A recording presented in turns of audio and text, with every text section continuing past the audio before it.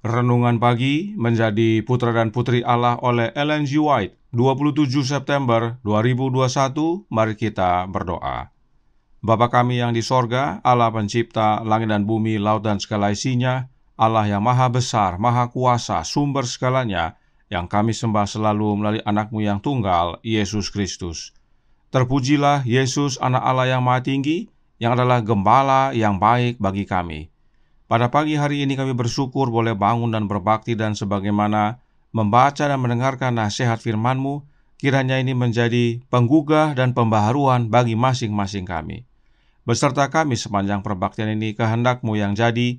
Ampun kami akan dosa dan salah, karena kami berdoa hanya dalam nama anak-Mu yang tunggal, Yesus Kristus, yang adalah Tuhan dan Juru Selamat kami. Amin. Renungan hari ini akan dibacakan oleh Saudara Wilson Mamentu. Silahkan Saudara Wilson. Selamat pagi, saudara-saudaraku yang kekasih dalam Tuhan kita Yesus Kristus. Renungan pagi kita oleh Ellen G. White, menjadi putra dan putri Allah.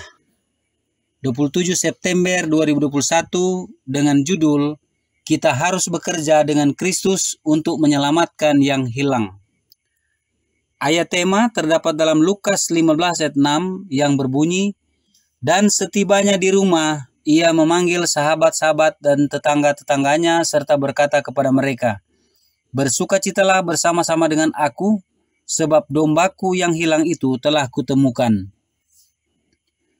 Ketika Yesus mengucapkan kata-kata ini, Dia sedang berbicara kepada suatu rombongan.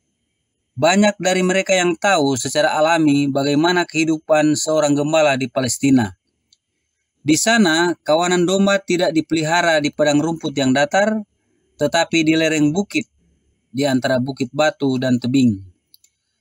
Selalu ada bahaya dari perampok dan serigala yang harus dijaga. Terkadang seekor domba menyimpang dari kawanan domba. Itulah sebabnya domba-domba sering dihitung untuk melihat bahwa tidak ada yang hilang, karena gembala harus memberikan pertanggungjawaban yang ketat tentang semua domba di bawah penjagaannya. Kehidupan gembala itu penuh bahaya.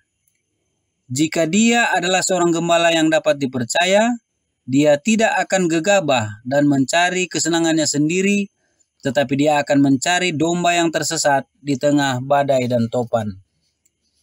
Inilah cara gembala sejati itu memperlakukan orang berdosa yang terhilang. Dia pergi mencarinya. Dia tidak segan-segan menghadapi bahaya, penyangkalan diri, dan pengorbanan diri. Dia bermaksud membawa jiwa yang terbebani dosa itu kepada pertobatan, keselamatan, kedamaian, ketenangan, dan kebahagiaan dalam kasih Juru Selamatnya. Dan itu adalah hak istimewa setiap orang yang telah mengalami kasih Yesus dalam hatinya sendiri, untuk berpikir apakah tidak ada orang yang dapat dia bawa kepada Yesus dengan upaya pribadi, oleh mempelajari kebijaksanaan dan kebaikan, membawa kepada Yesus yang siap dan mau menerima semua yang akan datang kepadanya. Kita semua dapat melakukan banyak hal melalui upaya pribadi. Kita bisa menjadi pekerja dengan Yesus Kristus. Hidup itu serius. Engkau memiliki ladang yang luas untuk bekerja, dan kegigihan mencari domba yang hilang akan menjadi cara yang paling sukses, di mana engkau dapat menggunakan waktumu. Jika engkau dapat menggunakan pengaruh penyelamatan atas satu jiwa, ingatlah ada sukacita di surga atas orang yang bertobat. Engkau dapat dengan upaya yang bijaksana menjadi sarana untuk membawa kembali domba yang hilang ke kandang Yesus. Terima kasih. Terima kasih atas penata layanan Saudara Wilson. Tuhan Yesus memberkati. Selamat pagi saudaraku dalam Tuhan. Dikatakan kita harus bekerja dengan Kristus untuk selamatkan yang hilang. Apakah yang dimaksudkan dengan bekerja dengan Kristus? Renungan hari ini dikutip dari dua sumber yang berbeda. Nah, salah satu sumbernya menjelaskan yang berikut ini dalam The Youth Instructor, Mei 4, tahun 1886, paragraf 4, yang berkata, "Meskipun Anda mungkin masih muda, Anda harus bekerja dengan Kristus, dengan rohnya di dalam hati Anda, Anda dapat melakukan lebih dari yang sekarang tampaknya mungkin Anda lakukan. Cara bekerja dengan Kristus adalah dengan memiliki roh-Nya, yaitu roh Kristus di dalam hati kita. Sebab memang Yesuslah yang menyertai kita sampai kepada akhir zaman. Councils on Health halaman 545 paragraf pertama menyatakan, Kristus akan bekerja melalui pelayan-pelayan pilihannya, memenuhi mereka dengan roh-Nya, dan dengan demikian memenuhi bagi mereka jaminan. Dan ketahuilah aku menyertai kamu senantiasa sampai kepada akhir zaman. Matius 28 ayat 20. Ini adalah kutipan yang penting sekali umat Allah pahami, bahwa saat Yesus kembali ke sorga, Yesus masih menyertai kita melalui kehadiran roh-Nya, yaitu roh Kristus. Oleh kehadiran roh Kristus inilah kita bekerja bersama dengan Yesus. Sebab oleh kehadiran roh-Nya lah Yesus bekerja melalui pelayan-pelayan pilihannya. Inilah makna dari perkataan Yesus berikut ini dalam Yohanes 16 ayat 7 yang berbunyi, Namun benar yang kukatakan ini kepadamu adalah lebih berguna bagi kamu jika aku pergi. Sebab jikalau aku tidak pergi, penghibur itu tidak akan datang kepadamu. Sebab jikalau aku pergi, aku akan mengutus dia kepadamu. Nah, siapakah penghibur itu? Mari kita baca penjelasannya dalam Sketches from the Life of Paul, halaman 119 paragraf 2, yang berbunyi, Aquila dan Priscilla mendengarkan dia dan melihat bahwa ajarannya salah. Dia tidak memiliki pengetahuan yang mendalam tentang misi Kristus, kebangkitan dan kenaikannya, serta pekerjaan roh-Nya, Sang Penghibur yang diutusnya untuk tinggal bersama umat-Nya selama ketidakhadirannya. Dalam hal ini, roh nubuat sedang menjelaskan kondisi Apolos, di mana dia dalam mengajar belum memahami sepenuhnya misi Kristus, khususnya pekerjaan roh-Nya Kristus yang disebut penghibur. Oleh karena itu, Aquila dan Priscilla mengirimkan pelajaran kepada Apolos, dan saat menerimanya, Apolos sangat bersyukur dan bersukacita. Kutipan ini juga penting umat Allah ketahui, yaitu bahwa jemaat mula-mula tahu siapa Sang Penghibur tersebut. Sang Penghibur itu adalah roh-Nya Yesus, yang Yesus utus untuk tinggal bersama umat-umatnya selama Yesus tidak bersama dengan mereka secara fisik. Itu sebabnya Yesus berkata, lebih baik aku pergi, sebab saat Yesus pergi, dia dimuliakan dan roh-Nya dicurahkan kepada jemaat mula-mula. Sehingga oleh kehadiran roh-Nya, Yesus dapat hadir di mana-mana bekerja dengan umat-umatnya. Karenanya Roh Kudus yang dimaksudkan adalah roh Kristus itu sendiri. Dan bukti Yesus bekerja bersama umat-umatnya sudah terlebih dahulu dicatat oleh Alkitab.